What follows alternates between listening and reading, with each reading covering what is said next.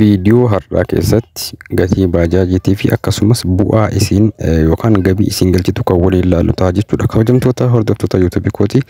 Egaa har'aa waan haaraa tokko isin qabadee dhufeetiin jira. Akkatuma xumura sagantaa kootiitti na waliin tura. Chaanalii kanaaf namoonni haaraa waatatan sabiskiraayib gochuu hin dagatinaa. Kabajamtootaa fi daawwattoota YouTube kooti akkam jirtan shamaa harka fuunii anaa irra deebuudhaan baga nagaan dhuftan isiniin jecha. Chaanalii kanaaf namoonni haaraa waatatan subscribe mallattoo jechuudha tuquudhaan maatii koota akkasumas yaada keessan komentii irratti na barreessaa isiniin jedha. Egaa har'aa waa lama qabadhee dhufeetiin jira. Innis maal jechuun keessa hin oolu gara fuulduraatti kan isinitti himuu ta'a jechuudha. Haga xumuraatti sagantaa kootiitiin na waliin tura akkasumas like share gochuu hin dagatinaa waliif share godhaa sirriitti dhaggeeffadhaa.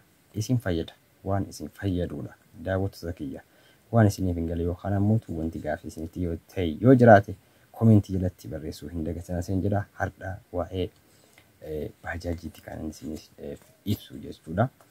Daawwattoota kiyya qaalee egaa akkuma beekamu irra hedduun keessan biyya alaa teessanii waan adda addaa hojjechuu ni barbaadu akkasumas informationii adda addaa dhaga'uu barbaadu jechuudha.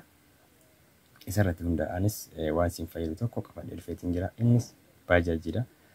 Namoonni tokko tokko karaa keessatti kan na gaafatan jechuudha. Baajaajii yoo bitannee qarshii hagam hojjetti bu'aa ni qabdi. Haala yeroo ammaa egaa anis gaaffii keessan irratti hundaa'e waan hin beekurraa kan isinitti himu yoo bitannee guyyaatti qarshii hagam hojjetti bu'aa ni qabdi kan jedhudha jechuudha. Sirriitti bal'inaan kan isinitti himu ta'a. Yoo na dhaggeeffattan isiniif gala jedheetti yaada. Akkasumas warri baajaajii bituuf hawwii qabdan yookaan ammoo warri qabdanis jechuudha. Sirrii dhaggeeffadhaa keessattuu warri sirriitti bituuf sichi bituuf hawwii qabdan na dhaggeeffadhaa isiniin jedha. Baajaajiin yoo bitattan bu'aa ni qabdi. Nama amanamaa yookaan nama gaarii tokkotti yookaan kennitan tahe sirriitti ni hojjetti. Akka yeroo ammaatti jechuudha. Guyyaatti yoo xiqqaatee haga qarshii 1000 hojjetti baajaajiin. Xiqqaa gadi aanaa yoo jedhamee ammootu qarshii 500 600 hojjechuu ni dandeessi. Yoo karaa fagoo deemte yookaan karaa baadiyyaa deemte sirriitti ni daladdi. Sirriitti 1000 ol hojjechuu ni dandeessi jechuudha. Yoo ammootu magaalaa keessa deddeebi'aa oolte gadi aanaa 600 tolfachuu dalaguu ni dandeessi. Na amanaa sirriitti na amanaa. Yookaan namni isin sobuu ni danda'a. Garuu akka jiru isinitti hima jechuudha. Kanaaf kabajamtoota daawwattoota kiyyaa baajaajii bitachuu warri hawwii qabdan bitadhaa. Waan tokko gaabbii hin qabu. Bu'aa ni qabdi. Gatiinsis gadi bu'ee jira. Haala yeroo ammaatti gatiinsi duraan haga 400 galee ture. Yaw amma gadi bu'ee jira gara 550tti gadi buutee jirti jechuudha. Processes waliin 550 160 waan akkasii hin caalu jechuudha gatiin baajaajii. Kanaafuu warri baajaajii bitachuu hawwii qabdan yoo bitattan gaabbii tokko isiniif hin qabu.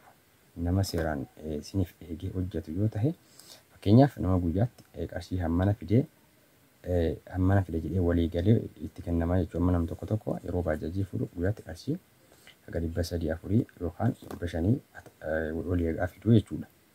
Kun ammoo guyyaatti yoo hasaabdan ji'atti hedduu dhaqa jechuudha. Fakkeenyaaf guyyaatti 300 yoo isin galchi ji'atti 9,000 haala fagoo dhaqa jechuudha. 3 immoo matoorii nu galchaatti.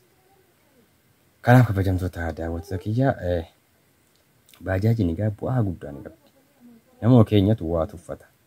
Isin gali namatu waa nama shawwada malee baajaajiin hedduu takka bu'aa ni qabdi jedheeti yaada.